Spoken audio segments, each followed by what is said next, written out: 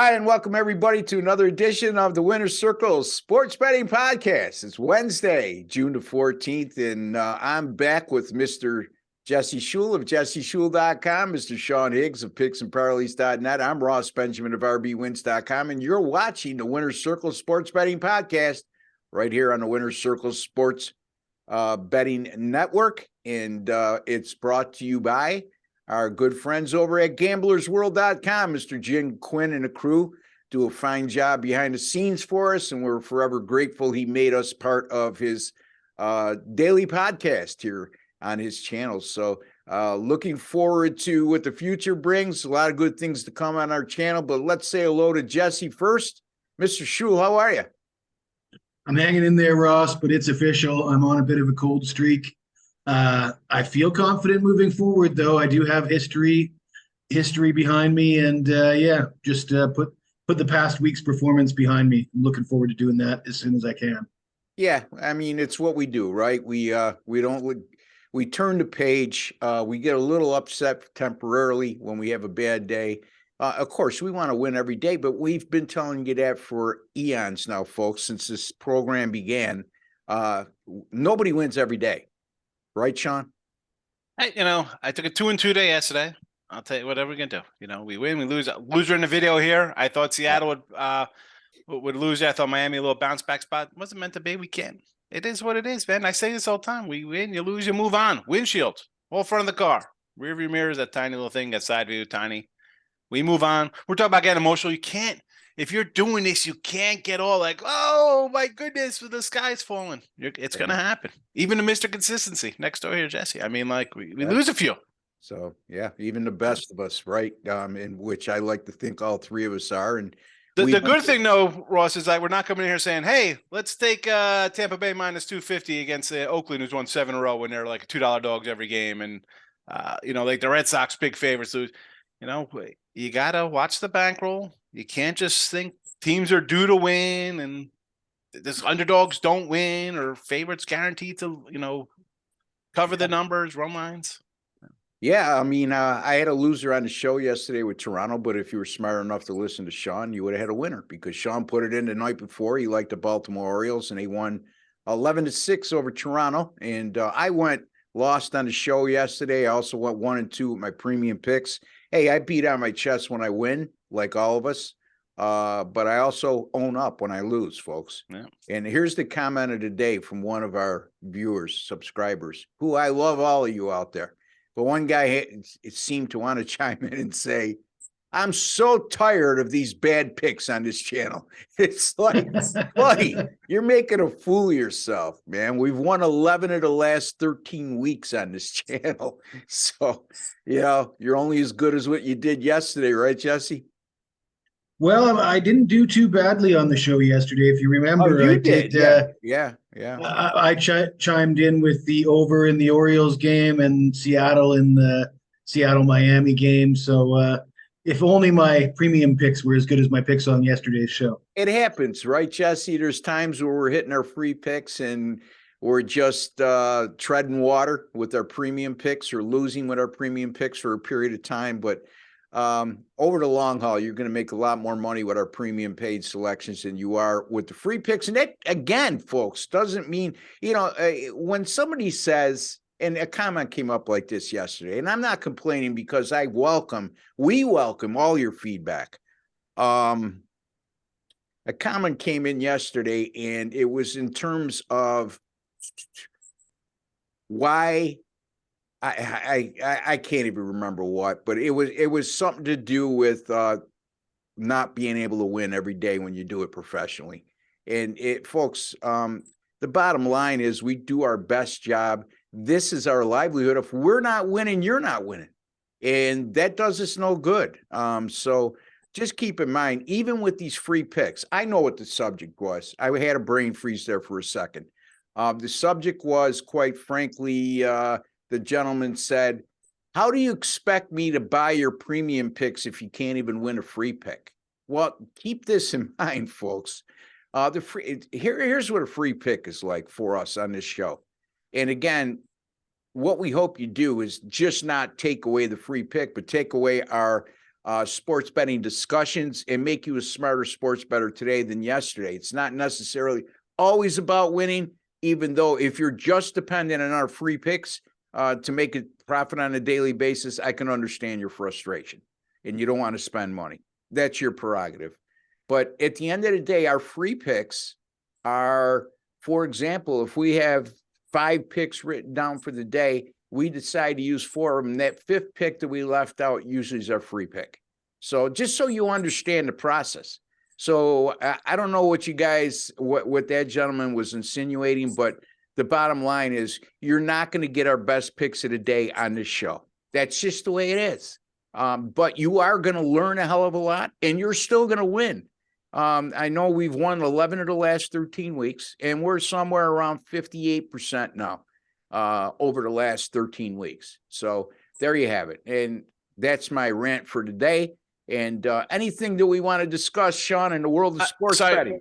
Sorry about popping out. I was, It's sometimes I hit the mute if I'm clearing my throat or drinking my water, and then I don't know, somehow I X'd out. I apologize for that. I want to say, like you mentioned the free picks and stuff, because I do this a lot, and when people are like, oh, your picks are terrible. I'm like, well, I can't, it's tough balancing a free pick with a premium. I try to put, if I have a lot of games, I do put premiums in the thing, but they don't all balance out. Sometimes they lose.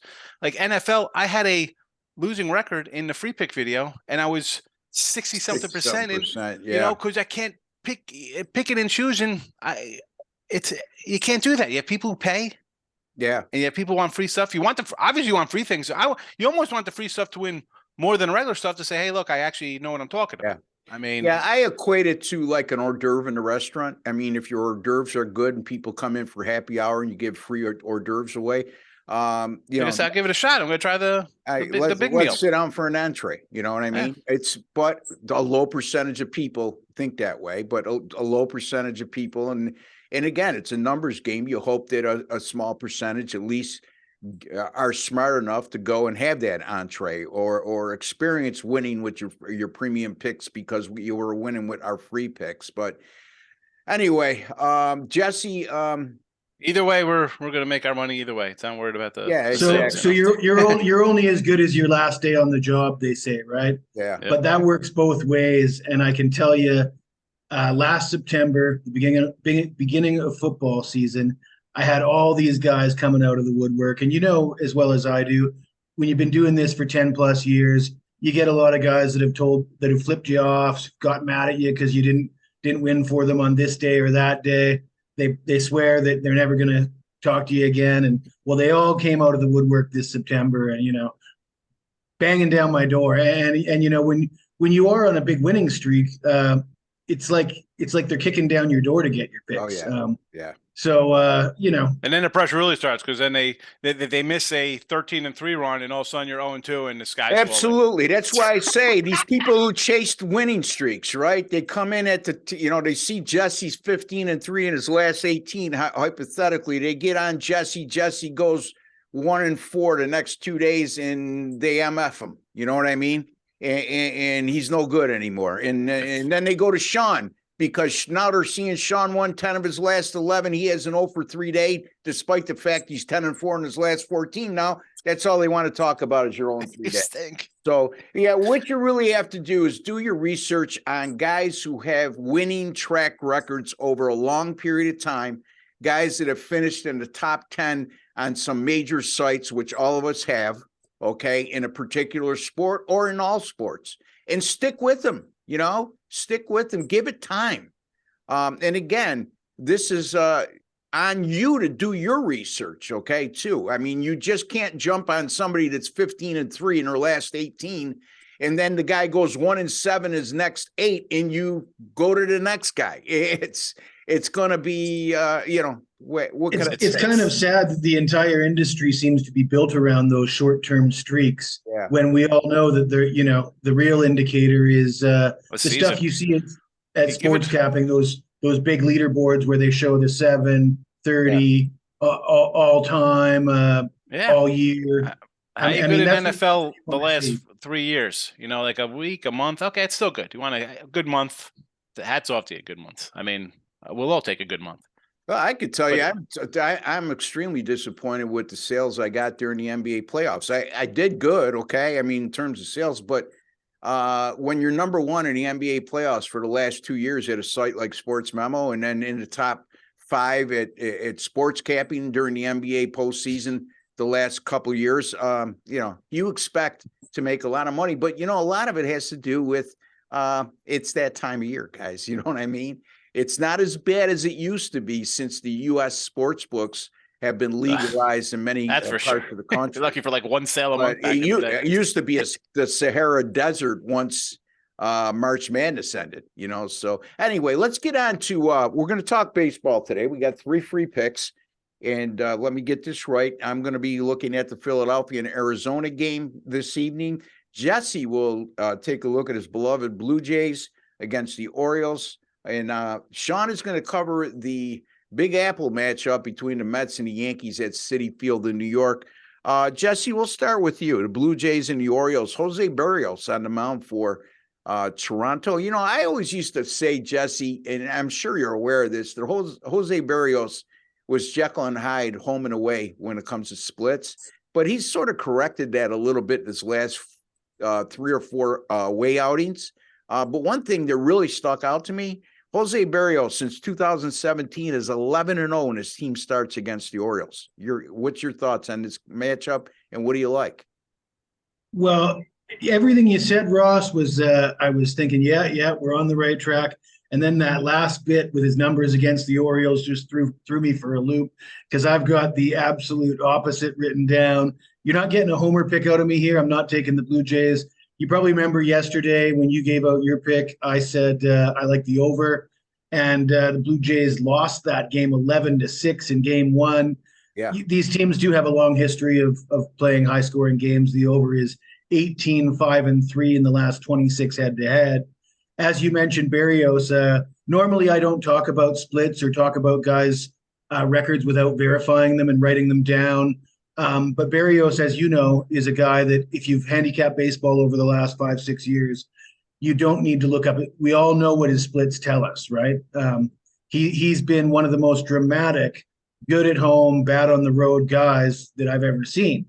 And I got it in my analysis here that, he's kind of corrected that in the short term, but that can't erase, a whole career of dramatic split stats. I can't forget that. And then I'm looking at the Orioles lineup is batting 318 over 110 at bats against Berrios.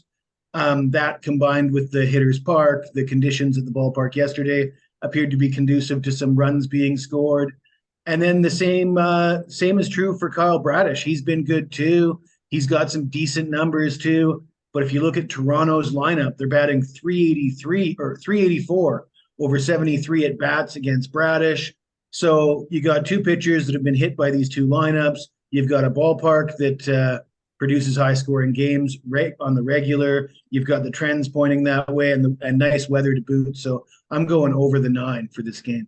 All right, Toronto and Baltimore over. Yeah, by the way, I mentioned Berrios 11-0 in his last 11 team starts against Baltimore since 2011. How about Bradish 5-0 to the over in 5 career starts versus Toronto with a 6.95 ERA. So yeah, who could argue with Jesse Shule? Certainly not I. And after I picked Toronto yesterday, and these gentlemen, my partners in crime here, bailed me out with Jesse taking the over in that game, and Sean indicating that he had already taken Baltimore the night before. So anyway, Sean, your thoughts on the Toronto-Baltimore matchup?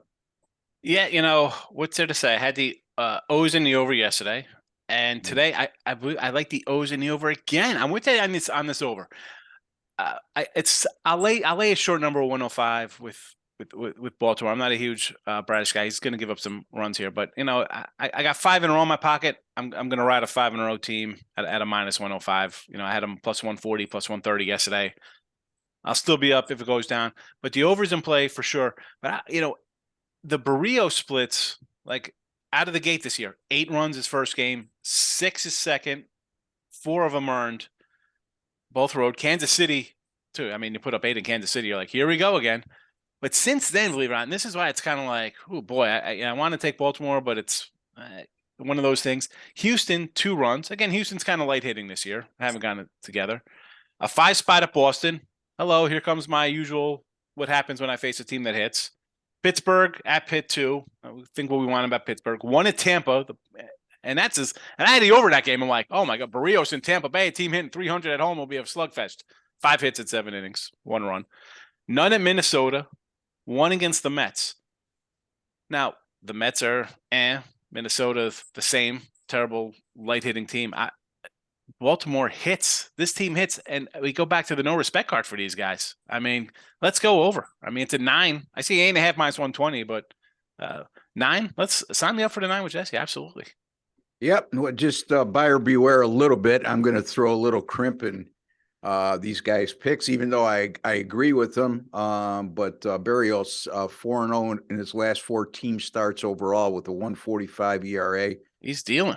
Yeah, it's hard. It's just hard for me to pull the trigger. I'm not saying I disagree with you guys, but in terms of how I look at things, it would be hard I wouldn't take the total at all based on everything you guys He's just pitched said. well, yeah. But I mean, I can't go with a guy who's in that good of form. I can't go over the total. But again, you guys were both right on this matchup yesterday, and I hope you're both right on this matchup again today. Sean, you're going to be looking at the Mets and the Yankees, and boy, oh boy. What's up with the Mets? The worst team that money could buy. The biggest payroll in Major League Baseball history. Here they are. They've lost 9 of their last 10. For the second time in a row, Max Scherzer has been staked to a big lead and blew the game himself. Not the bullpen, him. 4-1 lead, 2 starts. 5-1, I thought it was. It was 5-1. I had the Mets essay minus 134. I thought it was 2 starts ago. He gave up a 4-1 lead. All right. Yesterday, he gave up a 5-1 lead. Yeah. Yeah. So, and it was all him. The Yankees come back with 5 runs in the bottom of the 4th. And once it turned into a bullpen game, I knew I was done. I had the Mets as well, Sean. So, yeah. What's your thoughts on this matchup? We're looking at the pitching matchup of Justin Verlander and Garrett Cole. You would think this is a premier matchup, but Verlander is really, between Verlander and Scherzer, I'm just wondering if the Mets are reverting back to the old George Steinbrenner, getting these guys at the tail end of their careers that had fabulous careers, but are clearly on the downside of their career. Anyway, without getting into that, what's your thoughts on the game? Yeah, I mean, we'll start with their age. I mean, both these guys, they had at least a decent year at Scherzer. He's still producing. He's not as bad as Verlander's been, but you bring in 41. I mean, I went to the Astro game last night with my wife, and we're talking about. I was like, Hunter Brown. I said, we got his autograph. I said, I got on like a Baby Yoda jersey from the Space Cowboys down here at minor league. We got it. He signed a jersey for us. He's pitching. And they're like, are these guys good? I'm like, yeah. I said, they're like, the best, probably dynasty kind of team. Verlander's off a injury, comes in, has a Cy Young season. What do you expect you're going to get out of a guy like this? I mean, that's the Mets in general.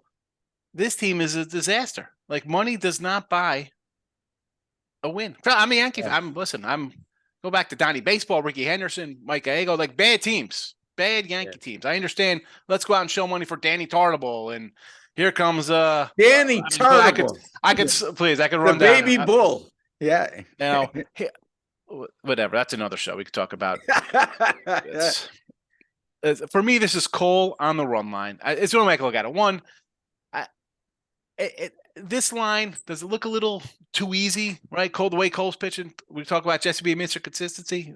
Cole, 2.60 ERA at home, 2.70 on the road, 5 starts, 9 starts. He's just what he is this year. He comes in, he's dealing, although he's had a couple bad ones. 5 runs at Tampa, but I'll chalk that up to Tampa being awesome at home. Baltimore gave up 5-2.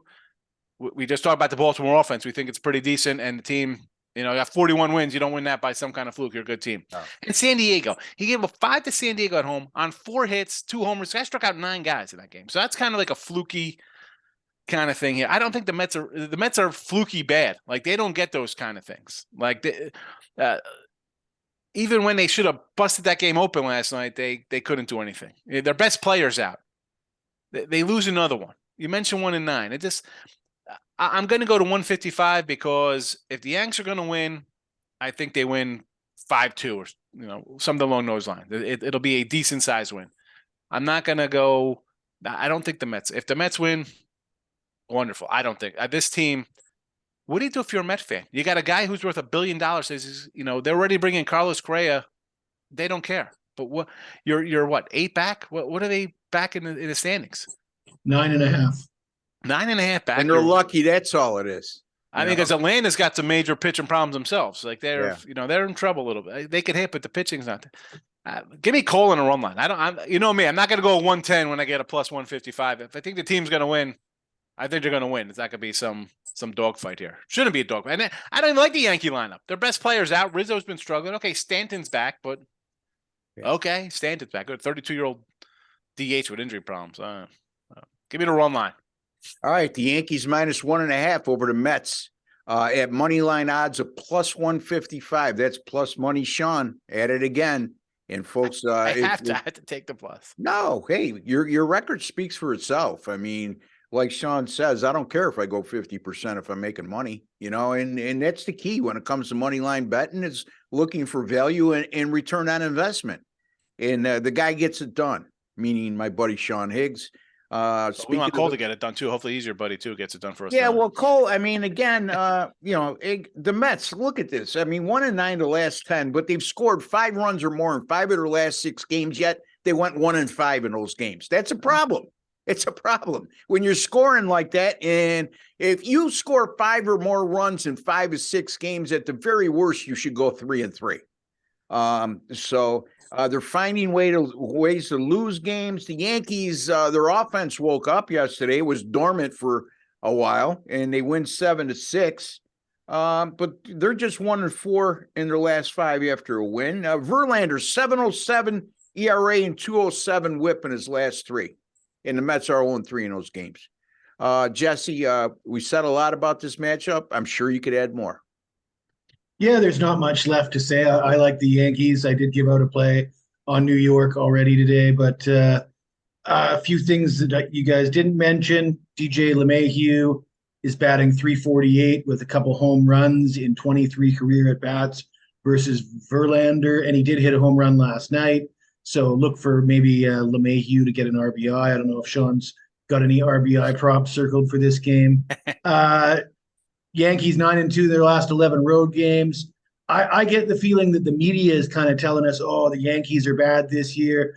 There's not a lot of excitement about this Yankees team. Oh, they're terrible. It seems to be the consensus when people are talking about the Yankees. But they're 8 games back in the AL East, but they're 10 games above 500. Yeah. If the season ended today, they're in the playoffs, right? And they're without three starting pitchers. And they can't hit, but they're 13th in the league or 13th in the majors in runs scored, despite the fact that they can't hit and Judge is out. So, I think it's a little premature, all the doom and gloom talk about the New York Yankees. And I will certainly take them at this price against the Mets and a 40-year-old pitcher that's over the hill. I got to jump in because it's the Yanks. I'm a Yankee guy. No Rodon, no Montes. Sevy was hurt. Jermaine was suspended for his whatever sticky stuff. The no hitters, right? I mean, you look at the lineup. They had Willie Calhoun back cleanup. IKF was back. I mean, the guys hitting 196. He's their 5 hitter. I think you're this team is terrible, but they somehow managed to win games. It's ridiculous. They're 10 games over 500. I talk about the Astros. I think this might be the best job that Aaron Boone's done with the Yankees up until this point. I know he catches a lot of heat, Sean, but look at you just mentioned all this. They're 10 over 500. Look at that lineup. Yeah. Josh Donaldson at 188. Let's put a lot of holes, right, Sean? A lot of holes in that lineup. Then you take Judge out of the middle of the order. Yes. You know what I mean? Rizzo was had a great start, and then he kind of settled off, which I'm not expecting him to hit 330 with 45 homers this year. But it's a weird team. It's kind of like the Astros. The Astros is a team like that too. You look at it guys on the IL, guys not hitting. I mean, Abreu has 2 homers on the year. Altuve was out. Breggy was in one. Yet they're 2 games back of Texas, and they're not even playing good ball yet. They're not even. It's. I don't know. Is it me, Sean, or Gleyber Torres, who looked like he was going to be a future star in his early part of his career? He's just turned into an average player at best. He You had know? that great, what was that, 2018, Yeah. 2019 season, and thinking, all right, he's going to take a step forward. I mean, again, baseball today, though, we're used to like the 80s and 90s, like a good guy's going to hit like 305 between 20 and 30 homers, like 90, 115. Now you hit like 250. You're like, oh, this guy's good. He's Yeah. 24 homers, but he's hitting 250. Who cares about the average? The Just game get has to, changed. Yeah. I it's mean, it's totally all changed. about Like, what do you call it? The bat angle or whatever they call that. yeah. I Uh, mean, that one, what was his good year? 2019, 38 homers, 90 ribbies. He still had 278. But you yeah. see those 38 homers, you're like, woohoo. He had For 24 homers last year, not a I bad mean, for a season. middle infielder, we'll take that anytime, every time. You know what I mean? 24 But homers last year, 76 ribbies, batted 257. I want a little more average. I need like a 280 average to be considered. yeah, But especially again, if today's you're baseball sound like that. yeah. I mean, to me, he should be a two-hole hitter in a good lineup. But Yeah. because the Yankees lack punch and had so many injuries, he's hitting the middle of the lineup, and he doesn't have any protection around him either. To his defense, Stanton, the same thing. To me, he's not as effective with Judge out of the lineup. When you get him and Judge back to back, as they do sometimes in a 2 and 3 hole, he becomes a more effective hitter with Judge hitting in front of him. So Judge hitting too. Guy's a 50 home run guy. Let's put him in a leadoff spot. all right, we're running short on time, guys. So let me get to my Philly Arizona pick, and then we'll get to you guys, and you can repeat what you have for your free pick today, so the folks could be reminded, and also tell the folks what you have coming up this week and how you've been doing of late. If there's anything of note you need to or you want to share with the audience in that regard. All right, so Philadelphia at Arizona. It'll be Ranger Suarez. Man, I'd love to have that name. Could you imagine going through life, Ranger Suarez? You had to be the coolest kid on the block. And Merrill Kelly going for the Arizona Diamondbacks. Right now, Arizona is a minus 130 money line favorite. The total in this game is 9, but I'm going to concentrate on the side here. Suarez has made one start against Arizona this year. It came at home. He gave up 5 earned runs in 5 innings pitched, 5 career starts versus Arizona with a 5.09 ERA and a 174 whip. Not so good. And all of those starts have occurred since 2021. The Philadelphia bullpen continues to be a problem. 7.48 ERA over their last 7 games, while giving up 7 home runs in just 21 2/3 innings pitched. That's not good. The Phillies are 19-11 at home, but they're just 14-23 on the road.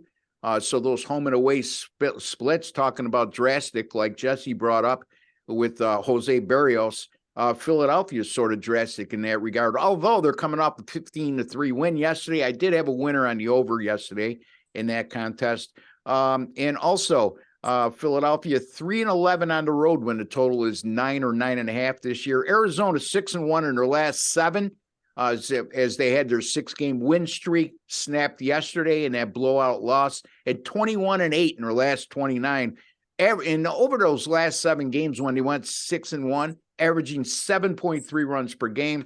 Arizona also 27-14 when playing a losing team this year. Merrill Kelly, the starter for the Arizona Diamondbacks, really underrated starting pitcher, in my opinion. 5-0 the last 5 with a 2.56 ERA, a 104 whip, and he's averaging over 6 innings pitched per start during those outings. I'm going Arizona minus 130 over Philadelphia. Jesse, quick thoughts on that game, and then go right into what you had and what you got coming up. Yeah, I like Arizona. Like you said, Kelly 5-0 in his last 5 starts. A little concerned about his home away splits. 5-0 on the road, just 3-3 at home. The ERA isn't that bad though at home. So it's not like he's getting hit hard. He's just a little bit better on the road. And it's always a little nerve-wracking in Arizona in that hitter's park when you're betting on a game because you got a pitching mismatch. But it might not matter if there's a ton of scoring in the 6th, 7th, and 8th innings. So that's another concern. But at the price being offered, I got to go with Arizona. But my play was on the over in the Orioles versus Blue Jays. And you can follow me on Twitter at Jesse Shule. Follow me on YouTube, Jesse Shule Picks. And Dog Days of Summer promo, 50% off weekly and monthly packages at jesseshule.com. And I've had a successful history in June, July, and August. We've talked about it in length. Thank you, Jesse. That's Jesse Shule of jesseshule.com. That's where you can find all his premium paid selection. Also, make sure you check out Jesse, his daily videos. You can find them on gamblersworld.com or at his YouTube page simply by just searching Jesse Shule. Ranger Suarez has the coolest name in Major League Baseball. Sean Higgs has the a plain name. We like it, Sean Higgs. That's anyway, plain Jane. What's your take, Sean? I'm with Sean on Arizona here. This is a team. I talk about the Orioles being disrespected. These guys I think they're in first place, 41 win team. No love for them here, and they do it with a 2-man of Kelly and Zach Gallen, basically. Yeah. Suarez has pitched well though. He had rough starts off the IL. I want to take the under here, but it is tricky. Like I think, oh boy, oh man, here we go. I'll lean Arizona just cause. Again, 130 with a guy who's pitching to a 2 ERA on the season. Yeah. And what's there to do? I mean, the under might be a better play in the first 5 than it would be in the game here. I don't trust Philadelphia's bullpen, and Arizona's bullpen is so. Did we talk about Jesse's first 5 yesterday on Milwaukee before? That's right. The bullpen gave him none. I mean, he was like a Milwaukee first 5, and because it is we don't get them on the sites, and if we put that in there, we end up taking a loss on a game, and that doesn't help us because then we have 10 losses, even though we could be 8-2. It hurts us. Yeah. But like first 5s, folks, I say this in the show sometimes. Like I put full games out because that's what we can do on the sites. It's just that simple. But first 5, you see it. How often do you see that 7? Like we got 2 guys here could go 7+. The bullpen comes in and the dam breaks. Yeah, I mean, Sports Memo allows us to do that. Play the first 5 and all kinds of props, right, Jesse? Right. But I had everybody else does. You're right, Sean. I wish more sites would adopt it. I had Milwaukee as a premium pick yesterday, so I took the loss everywhere, unfortunately. Yeah. And I did have the winner at Sports Memo because they're the only place that lets you bet first 5. And as I said in my delivery for the pick on this show, when you're betting on a pitching mismatch, guys that are only going to go 6 innings, why would you want the whole game when you can bet the first 5? Exactly. You can eliminate struggling bullpens like the Phillies, for example, where they don't cost you an under, where you get a great effort out of a starting pitcher. And then, your bullpen comes in and loses a bet for you. In any event, you can find me at rbwins.com. That's rbwins.com. That's where you'll find all my premium paid selections. I'm not going to go into detail on streaks because I'm coming off a losing day, and I don't feel like bragging when I'm coming off a losing day like all of us. You just put your nose to the grindstone and let's start a new streak today. So there you go, rbwins.com. Don't forget, folks, if you have not subscribed to the Winner's Circle Sports Betting channel, take a second to do so. It costs you absolutely nothing. There's no hidden agenda. It's absolutely free to do so. And then once you subscribe, make sure you hit that notification bell, and you'll be alerted immediately upon any of our shows going up on our channel. And also, I'll be back tomorrow with Doug Upstone. We'll be talking Major League Baseball. Jesse cannot do the show on Friday, so we're going to have the big kahuna. You know what the big kahuna is? Craig Trapp from picksandparleys.net will be joining me and Sean on Friday. Looking forward to that. Be sure to tune in. You're going to really struggle to know who's who. Yeah, he won't know who's talking. He'll be totally confused. I'm going to coordinate with Craig. We'll wear the same shirts. We'll have 2 red shirts on Picks and Parleys. Ross. All right, guys, go ahead. You start. He's just going to say somebody. He'll just say Craig, and the real Craig will talk, and then they'll go, all right, then Sean next. Take care and God bless.